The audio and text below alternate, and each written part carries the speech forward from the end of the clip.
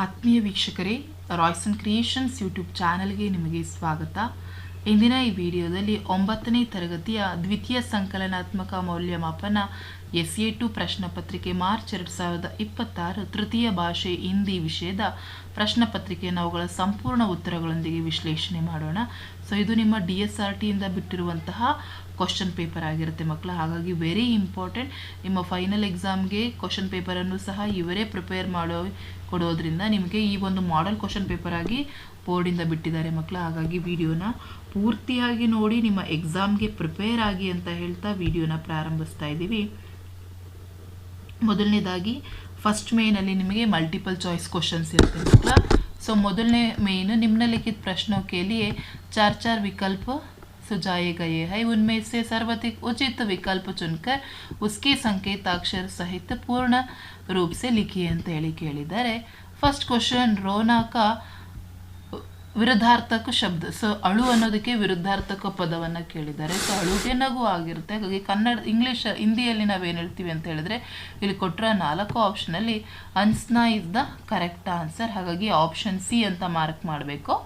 ಎರಡನೇ ಪ್ರಶ್ನೆ, ಬಾಪ್ ಕಾ ಅನ್ಯಲಿಂಗ ಶಬ್ದ. ಸೊ ಬಾಪ್ ಅಂದರೆ ತಂದೆ, ತಂದೆಗೆ ಅನ್ಯಲಿಂಗವನ್ನು ಕೇಳಿದರೆ ತಂದೆ ತಾಯಿ ಆಗಿರ್ತಾರೆ. ಹಾಗಾಗಿ ಕೊಟ್ಟರೆ 4 ಆಪ್ಷನಲ್ಲಿ ಆಪ್ಷನ್ ಎ ಮಾ ಇಸ್ ದ ರೈಟ್ ಆನ್ಸರ್. ಮೂರನೇ ಪ್ರಶ್ನೆ, ತಾಲಿ ಕಾ ಅನ್ಯ ವಚನ ರೂಪ ಹೈ. ಸೊ ತಾಲಿಯ ಬಹುವಚನಗಳನ್ನ ಕೇಳಿದ್ದಾರೆ. ತಾಲಿಗಳು. ಸೊ ಅದನ್ನು ನಾವೇನು ಮಾಡ್ತೀವಿ, ತಾಲಿಯಾ ಅಂತ ಹೇಳಿ ಕರಿತೀವಿ. ಹಾಗಾಗಿ ಆಪ್ಷನ್ ಬಿ ನಲ್ಲಿರುವಂತಹ ತಾಲಿಯಾ is the right answer. Next 4ನೇ ಕ್ವಶನ್ನು, ಬನನಾ ಕಾ ಪ್ರಥಮ ಪ್ರೇರಣಾರ್ಥಕ ಕ್ರಿಯೆ ರೂಪನ ಕೇಳಿದ್ದಾರೆ. ಸೊ ಬನನಾ ಪದದ ಪ್ರಥಮ ಕ್ರಿಯಾರ್ಥ ಏನಾಗಿರ್ತದೆ, ಬನಾನಾ ಆಗಿರ್ತದೆ. ಹಾಗಾಗಿ option A is the right answer. Fifth question, Mahesh ಶಬ್ದಕ್ಕೆ ಸಂಧಿ ಹೈ. ಸೊ ಮಹೇಶ ಅನ್ನೋದ್ರಲ್ಲಿರುವ ಸಂಧಿಯನ್ನು ಕೇಳಿದ್ದಾರೆ ಮಕ್ಕಳ. ಸೊ ಅದು ಗುಣಸಂಧಿ ಆಗಿರ್ತದೆ. ಹಾಗಾಗಿ ಗುಣಸಂಧಿ option D is the right answer. 6ನೇ ಕ್ವಶನ್ನು, ಟೂಟ್ ಪಡ್ನಾ ಮುಹಾವರೆ ಕಾ ಅರ್ಥ ಹೈ. ಟೂಟ್ ಪಡ್ನಾದ ಅರ್ಥ ಕೇಳಿದರೆ, ಮುಹಾವರೆಯ ಅರ್ಥವನ್ನು ಕೇಳಿದ್ದಾರೆ ಮಕ್ಕಳ. ಸೊ ಅದಕ್ಕೆ ಅರ್ಥ ಏನಪ್ಪ ಅಂದರೆ ಆಕ್ರಮಣ್ ಕರ್ಣ. ಹಾಗಾಗಿ ಆಪ್ಷನ್ ಡಿ ನಲ್ಲಿರುವಂಥ ಆಕ್ರಮಣ್ ಕರ್ಣ ಇಸ್ ದ ರೈಟ್ ಆನ್ಸರ್ ಆಗಿರುತ್ತೆ. 7th ಕ್ವಶನ್, ಖೇಲೋ ಸೆ ಕ್ಯೋ ಲಾಭ ಹೈ. ಸೊ ಆಟದಿಂದ ಏನು ಲಾಭ ಅಂತೇಳಿ ಕ್ವಶನ್ ಮಾರ್ಕ್ ಕೊಟ್ಟಿದ್ದಾರೆ. ವಾಕ್ಯ ಮೇ ಪ್ರಯುಕ್ತ ವಿರಾಮ್ ಚಿಹ್ನೆ. ಸೊ ವಾಕ್ಯದಲ್ಲಿ ಬಳಸಿರುವ ಚಿಹ್ನೆ ಆಬ್ವಿಯಸ್ಲಿ ಅದು ಪ್ರಶ್ನವಾಚಕ ಆಗಿರ್ತದೆ ಮಕ್ಕಳ. ಹಾಗಾಗಿ ನಿಮಗೆ ಕೊಟ್ಟಿರೋದ್ರಲ್ಲಿ ಆಪ್ಷನ್ ಬಿ ಪ್ರಶ್ನವಾಚಕ್ is the right answer. Next 8th question, मैसी फरी डैश स्कूल के आंगन में आने लगी. ಸೊ ರಿಕ್ತ ಸ್ಥಾನ ಮೇ ಕಾರಕನ ಕೇಳಿದ್ದಾರೆ ಮಕ್ಕಳ. ಸೊ ಅಲ್ಲಿ ಕರೆಕ್ಟ್ ಆಗಿರುವ ಕಾರಕ ಸೇ ಆಗಿರ್ತದೆ. ಹಾಗಾಗಿ option B is the right answer. So option C is the right. So ಇದಿಷ್ಟು ನಿಮಗೆ multiple choice questions. Next 11th question, निम्नलिखित प्रथम 2 शब्द के सूचित संबंध के अनुसार तीसरे शब्द का संबंधित ಶಬ್ದ ಲಿಖಿ ಅಂತ ಕೇಳಿದ್ದಾರೆ. 9ನೇ ಪ್ರಶ್ನೆ, ಭೀಮ ಮಾನವ್ ಬಕಾಸುರ ರಾಕ್ಷಸ. ಸೊ ಹಾಗೆ ನೀವು ಇದೇ ರೀತಿ ರಾಕ್ಷಸ ಅಂತ ಹೇಳಿ ಬರೀಬೇಕು.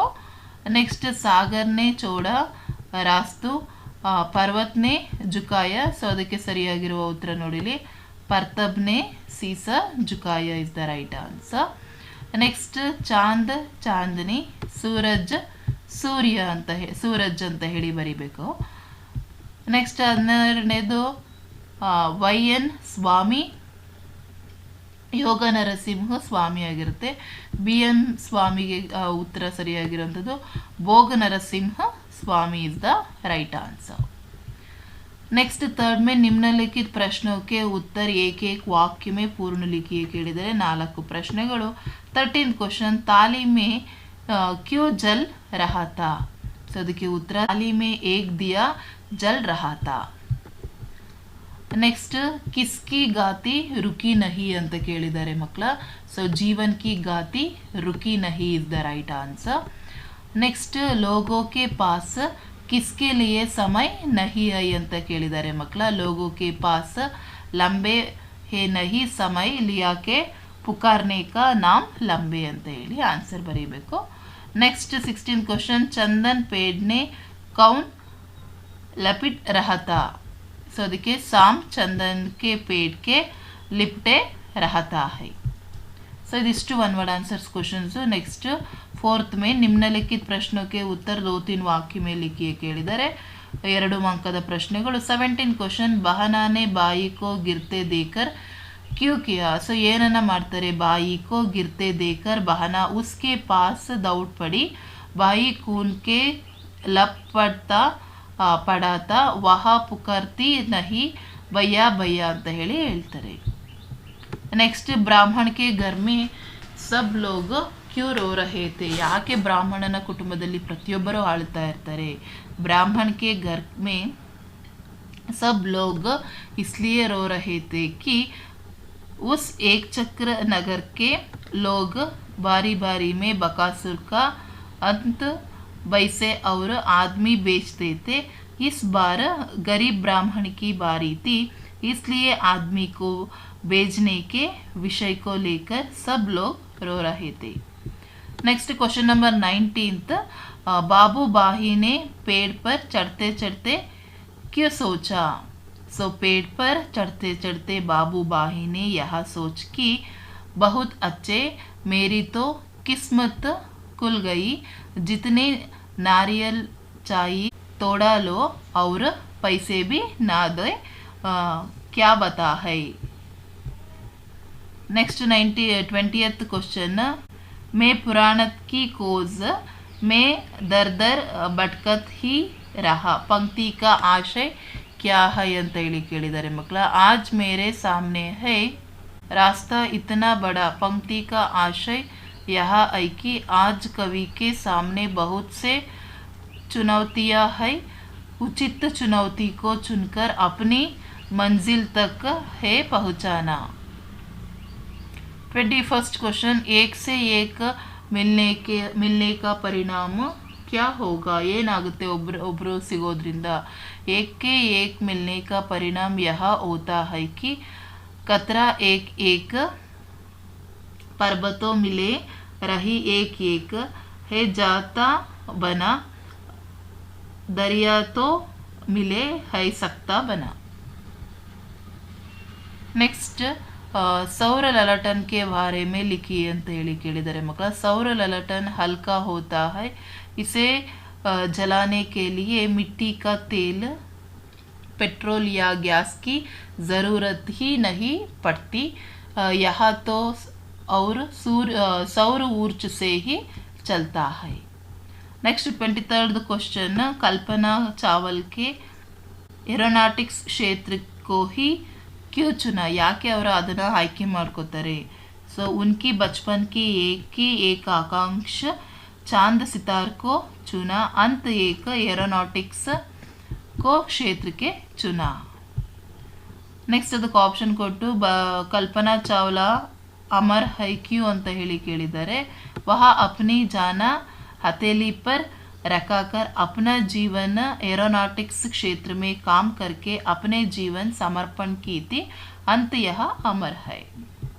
नेक्स्ट क्वेश्चन नंबर 24, सबके सब एक साथ विजयी क्यों हुए ಅಂತ ಕೊಟ್ಟಿದ್ದಾರೆ ಮಕ್ಕಳ। ಸೊ ಅದಕ್ಕೆ ನೋಡಿ ಆನ್ಸರು, ಇದಿಷ್ಟನ್ನು ನೀವು ಅಲ್ಲಿಗೆ ಬರಿಬೇಕು। ಆ ಪ್ರಶ್ನೆಗೂ ಸಹ ಆಪ್ಷನ್ ಅನ್ನು ಕೊಟ್ಟಿದ್ದಾರೆ। ನಿರ್ಣಯಕೋನೆ ಸಂಶಯ का हल कैसे टूट निकला ಅಂತ ಹೇಳಿ ಕೇಳಿದ್ದಾರೆ। ಸೊ ನಿರ್ಣಯಕ್ಕೆ सबके स्वर्ण पदक के दिया, इसके द्वारा समस्या का हल किया। नेक्स्ट 5th में निम्नलिखित प्रश्नों के उत्तर 2-3 वाक्य में लिखिए ಕೇಳಿದ್ದಾರೆ ಮಕ್ಕಳ। ಇಲ್ಲಿ 25 ರಿಂದ 30 ಪ್ರಶ್ನೆಗಳು ಬರ್ತವೆ। विवेकानंद ने जनता को लालकर क्यों कहने को कहा ಅಂತ ಹೇಳಿ ಕೇಳಿದ್ದಾರೆ। विवेकानंद ने भारतवासियों को लालकर कर यह कहने के लिए कहा कि मैं भारतीय हूँ, अनपढ़ भारतीय, निर्धन भारतीय, ऊंच जाति का भारतीय, नीच जाति का भारतीय, सब मेरा भाई है, उनकी प्रतिष्ठा मेरी प्रतिष्ठा है, उनकी गौरव मेरी गौरव है ಅಂತ ಹೇಳಿ ಹೇಳ್ತಾರೆ। नेक्स्ट क्वेश्चन नंबर 26, सड़क दुर्घटनाओं से बचने के लिए हमें किन किन ನಿಯಮೋं का ಪಾಲನ್ करना चाहिए। ಸೊ ದುರ್ಘಟನೆಯಿಂದ ಬಚಾವಾಗಲಿಕ್ಕೆ ಯಾವೆಲ್ಲ ನಿಯಮಗಳನ್ನು ಫಾಲೋ ಮಾಡಬೇಕು। सड़क दुर्घटना ने बचाने के लिए हमें ट्रैफिक नियम का पालन करना चाहिए, हेलमेट पहनाना चाहिए, चलती बस में नहीं चढ़ना चाहिए और सड़क पर खेलना या बेड़ब नहीं चलना चाहिए।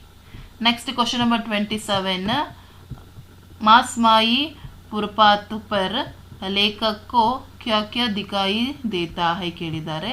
ಸೊ ಅದು ಸಹ ಈಸಿ ಇದೆ, ನೋಡ್ತೀನಿ. नेक्स्ट 28 क्वेश्चन, पर्यावरण का महत्व समझाइए. ಸೊ 27 क्वेश्चन इदिಷ್ಟು आंसर ನೋಡ್ಕೊಳ್ಳಿ ಮಕ್ಕಳ. ಸೊ 28 क्वेश्चन, परिसर की बिना मानव का जीवन असंभव है, शुद्ध वातावरण जीव जगत के लिए आवश्यक है, आजकल जल वायु और ध्वनि का प्रदूषण निरंतर बढ़ते जाने के कारण परिसर का संतुलन बिगड़ रहा है, इस पर्यावरण का महत्व समझाकर इसकी रक्षा करना सबका आद्य कर्तव्य है. इदिಷ್ಟು ಅದಕ್ಕೆ ಆನ್ಸರ್ ಬರೀಬೇಕು. नेक्स्ट 29 क्वेश्चन, बच्चों ने खेलों के क्या ವಿಕಾಸ್ ಹೋತಾ ಹೈ. ಸೊ ಆಟ ಆಡೋದ್ರಿಂದ ಏನೆಲ್ಲ ಆಗುತ್ತೆ ಅಂತ ಕೇಳಿದರೆ ಮಕ್ಕಳ, खेलो द्वारा बच्चों में धैर्य, लगन, परिश्रम, उत्साह तथा परस्पर सहयोग आदि गुण का विकास होता है. नेक्स्ट क्वेश्चन नंबर 30, विभु ने सड़क माता को सांत्वन देते हुए क्या कहा. ಏನಂತ ಹೇಳಿ ಹೇಳ್ತಾನೆ. ಸೊ ಅದಕ್ಕೆ ನೋಡಿ ಆನ್ಸರ್. मत रोमा है सकते पर क्या हम लिए के खुशी तुम्हारी, कोई उपाय बताओ कहा हुए देता सांत्वन को सड़क ने विभु तरह इस. ಸೊ ಇದಿಷ್ಟು ಅದಕ್ಕೆ answer. Next 31st question, Kittur ರಾಜ್ಯ ಕಾ ಪತನ್ ಕೈಸಾ ಹೋ. ಯಾವ ರೀತಿ ಅದಕ್ಕೆ ಕಿತ್ತೂರು ರಾಜ್ಯ ಪತನ ಆಯಿತು ಕೇಳಿದ್ದಾರೆ. ಮಲ್ಲ ಸರ್ಜಕ್ಕೆ मृत्यु के बाद चन्नम्मा ने रुद्रम्मा के पुत्र शिवलिंग रुद्र सर्ज को गद्दी पर बिठाया. शिवलिंग रुद्र सर्जा ने चन्नम्मा की सलाह को हवा में उड़कर चटकारों से गहरी मित्र कर ली, जिससे ಕಿತ್ತೂರು का पतन शुरू हुआ. ನೆಕ್ಸ್ಟ್ 32nd ಕ್ವಶನ್ ಅಲ್ಲಿ ಭಾವಾರ್ಥವನ್ನು ಕೇಳಿದ್ದಾರೆ ಮಕ್ಕಳ. ಸೊ ಭಾವಾರ್ಥಕ್ಕೆ ಸರಿಯಾದ ಅರ್ಥವನ್ನು ನೀವು ಬರೀಬೇಕು. ಅದರ ಅರ್ಥ ನೋಡಿ ಇಲ್ಲಿದೆ. ಇದೇ ರೀತಿ ನೀವು ಅಲ್ಲಿ ನಿಮಗೆ ರಹೀಮ್ ದೋಹೆಯನ್ನು ಕೇಳಿದ್ದಾರೆ ಮಕ್ಕಳ, ಅದರ ಅರ್ಥವನ್ನು ಬರೀಬೇಕು. ನೆಕ್ಸ್ಟ್ ಕ್ವಶನ್ ನಂಬರ್ 33 ಅಲ್ಲಿ ಕನ್ನಡ में अनुवाद कीजिए ಕೇಳಿದ್ದಾರೆ. पैरों की घसीटते हुए बाबू बाही चलने लगे, सागर के किनारे एक नवावल बैठा था, उसके सामने 2-4 नारियल पेड़ थे. ಸೊ ಬಾಬುಬಾಯಿ ತನ್ನ ಪಾದಗಳನ್ನು ಎಳೆದುಕೊಂಡು ನಡೆಯಲು ಪ್ರಾರಂಭಿಸ್ತಾನೆ. ಸಮುದ್ರ ತೀರದಲ್ಲಿ ದೋಣಿ ನಡೆಸುವವನೊಬ್ಬ ಕುಳಿತಿದ್ದ, ಅವನ ಮುಂದೆ ಕೆಲವು ಎಳನೀರುಗಳು ಇದ್ದವು. ಇದಿಷ್ಟು ಅದಕ್ಕೆ ಆನ್ಸರ್ ಆಗಿರುತ್ತೆ. ನೆಕ್ಸ್ಟ್ 6th ಮೇನ್, ನಿಮ್ನಲಿಖಿತ ಪ್ರಶ್ನೋं के लिए उत्तर 6 और 5 ವಾಕ್ಯ में लिखिए ಕೇಳಿದರೆ ಇಲ್ಲಿ 2 ಪ್ರಶ್ನೆಗಳಿರುತ್ತೆ, ಆಪ್ಷನ್ ಇರುತ್ತೆ. 34ನೇದು, मौसी के खुशी जीवन का वर्णन कीजिए ಅಥವಾ मौसी सेवा की ಮೂರ್ತಿ ಹೈ ಕೈಸೆ ಸ್ಪಷ್ಟ ಕೀಜಿಯೇ ಕೇಳಿದ್ದಾರೆ. ಸೊ ಎರಡರಲ್ಲಿ ಯಾವುದಾದ್ರೂ ಒಂದನ್ನು ಆಯ್ಕೆ ಮಾಡಿ ಬರೀರಿ ಮಕ್ಕಳು. ನಿಮಗೆ ಕ್ವಶನ್ಸ್ ಇದು ಡೆಫಿನೆಟಾಗಿ ನಿಮಗೆ 4 ಅಂಕಕ್ಕೇ ನಿಮ್ಮ ಫೈನಲ್ ಎಕ್ಸಾಮಲ್ಲಿ ಇದೇ ಪ್ರಶ್ನೆಗಳೇ ಬರ್ತವೆ ಮಕ್ಕಳ. ಪ್ರಾಕ್ಟೀಸನ್ನು ಮಾಡ್ಕೊಳ್ಳಿ. ನೆಕ್ಸ್ಟ್ 35ನೇ ಪ್ರಶ್ನೆ ನಿಮಗೆ ಪದ್ಯ ಭಾಗವನ್ನು ಕೇಳಿದ್ದಾರೆ. ಸೊ ಅದನ್ನು ನೀವು ಪ್ರಾಕ್ಟೀಸ್ ಮಾಡ್ಕೊಳ್ಳಿ. ನೆಕ್ಸ್ಟ್ ಮೇನಲ್ಲಿ ನಿಮ್ನಲಿಖಿತ अनुच्छेद को ध्यानपूर्वक पढ़कर ಅಧೋಲಿಖಿತ ಪ್ರಶ್ನೋಕ್ಕೆ ಉತ್ತರ ಲಿಖಿ. ಸೊ ಅದನ್ನು ಓದ್ಕೊಂಡು ಕೆಳಗೆ ಕೊಟ್ಟಿರುವ ಪ್ರಶ್ನೆಗಳಿಗೆ ಉತ್ತರವನ್ನು ಬರೀಬೇಕು. ಸೊ ಇಲ್ಲಿ ನಮಗೆ ಆಲೂರು ವೆಂಕಟರಾವ್ ಅವರ ಬಗ್ಗೆ ಕೊಟ್ಟಿದ್ದಾರೆ, ಓದ್ಕೊಳ್ಳಿ ಮಕ್ಕಳ. ಸೊ ಫಸ್ಟ್ ಕ್ವಶನ್ ನೋಡಿ, ಆಲೂರು ವೆಂಕಟರಾವ್ ಜಿನೇ ವಕಾಲತ್ ಕ್ಯೂ ಚೋಡ್ತಿ. ಯಾಕೆ ಅವರು ವಕಾಲತನ್ನು ಬಿಡ್ತಾರೆ, ಯಾಕೆ ಅಂತ ಹೇಳಿದ್ರೆ ಆಲೂರು ವೆಂಕಟರಾವ್ ಜಿ ರಾಷ್ಟ್ರ ಸೇವಾ ಕೆ ಲಿಯೇ ವಕಾಲತ್ ಚೋಡ್ತಿ. नेक्स्ट वेंकटराव जी ने कैसा जीवन अपनाई है. सो उच्च विचार सदा जीवन अपनाया. नेक्स्ट राष्ट्रीय शिक्षण का प्रमुख उद्देश्य क्या था ಅಂತ ಹೇಳಿ ಕೇಳಿದ್ದಾರೆ ಮಕ್ಕಳ. छात्र को आत्मनिर्भर बनाना राष्ट्रीय शिक्षा का प्रमुख उद्देश्य था. एंड लास्ट क्वेश्चन, वेंकटराव जी ने कैसा सपना देखा था ಅಂತ ಹೇಳಿ ಕೇಳಿದರೆ ವೆಂಕಟರಾವ್ ಜಿನೇ ನವ ಕರ್ನಾಟಕ ನಿರ್ಮಾಣ का सपना देखा था. ಸೊ ಇದಿಷ್ಟು ಬರೆದ್ರೆ ನಿಮಗೆ ಇಲ್ಲಿ 4 ಅಂಕಗಳು ನಿಮಗೆ ಸಿಗ್ತವೆ, ಹಾಗಾಗಿ ಪ್ರಾಕ್ಟೀಸ್ ಮಾಡ್ಕೊಳ್ಳಿ. ನೆಕ್ಸ್ಟ್ ಮೇನ್ಗೆ ಬಂದರೆ ನಿಬಂಧ ಇರ್ತದೆ. ಇಲ್ಲಿ ನಿಮಗೆ ಪುಸ್ತಕಾಲಯ ಸ್ವಚ್ಛತಾ ಅಭಿಯಾನ ಮತ್ತು ಕಂಪ್ಯೂಟರ್ ಬಗ್ಗೆ ಕೊಟ್ಟಿದ್ದಾರೆ ಮಕ್ಕಳ. ಸೊ ಮೂರಲ್ಲಿ ಯಾವುದಾದ್ರೂ ಒಂದನ್ನು ಆಯ್ಕೆ ಮಾಡಿ ಪ್ರಾಕ್ಟೀಸ್ ಮಾಡ್ಕೊಳ್ಳಿ. ಇದೇ ಹೆಚ್ಚಾಗಿ ನಿಮಗೆ ಪ್ರಬಂಧಗಳನ್ನು ಕೇಳಿರ್ತಾರೆ.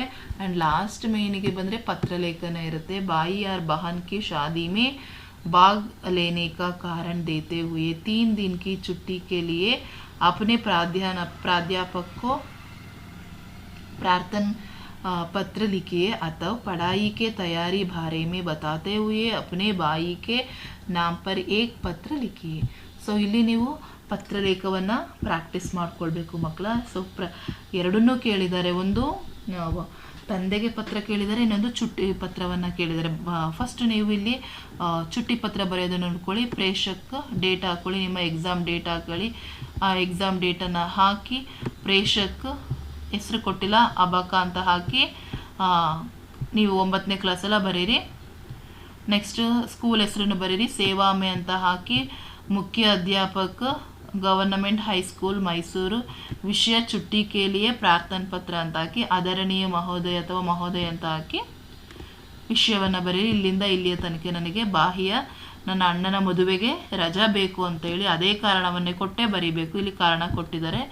ಆಪ್ಕಾ ಛಾತ್ರ ಅಥವಾ ಛಾತ್ರ ಬರೆದ್ಬಿಟ್ಟು ನಿಮ್ಮ ಹೆಸರನ್ನು ಬರೆದ್ಬಿಟ್ಟು ಸ್ಥಳ ಮೈಸೂರು ಅಂತ ಹಾಕಿ ಅದೇ ಪ್ರಶ್ನೆಗೆ ಆಪ್ಷನ್ನು ಕೊಟ್ಟಿದ್ರು. ನೀವು ನಿಮ್ಮ ಫ್ರೆಂಡಿಗೆ ಪತ್ರವನ್ನು ಬರೀಬೇಕು. ಹಾಗಾಗಿ ನೀವು ಅದನ್ನು ನೀವು ಬರೀಬೇಕಾಗ್ತದೆ ಮಕ್ಕಳ. ರಮೇಶ ವಿಜಯನಗರ ಅಂತ ಹಾಕಿ, ಸೊ ಪ್ರಿಯ ಬಾಯಿ ನಮಸ್ಕಾರ ಅಂತ ಹಾಕಿ ಬರೆದುಬಿಟ್ಟು ಆಪ್ಕಾ ಪ್ರಿಯ ಮಿತ್ರ ಅಂತ. ಸೊ ಈ ರೀತಿ ನೀವು ಪತ್ರವನ್ನು ಬರೆದ್ರೆ ನಿಮಗೆ ಕಂಪ್ಲೀಟಾಗಿ ಅಂಕಗಳು ಸಿಗ್ತದೆ ಮಕ್ಕಳ. ಸೊ ಇದರ PDF ಅನ್ನು ಡಿಸ್ಕ್ರಿಪ್ಷನ್ಗೆ ಹಾಕಿರ್ತೀನಿ, ಡೌನ್ಲೋಡ್ ಮಾಡಿ ಪ್ರಾಕ್ಟೀಸ್ ಮಾಡ್ಕೊಳ್ಳಿ ಅಂತ ಹೇಳ್ತಾ ವಿಡಿಯೋ ಎಂಡ್ ಮಾಡ್ತಾ ಇದ್ದೀವಿ. Thank you for watching this video.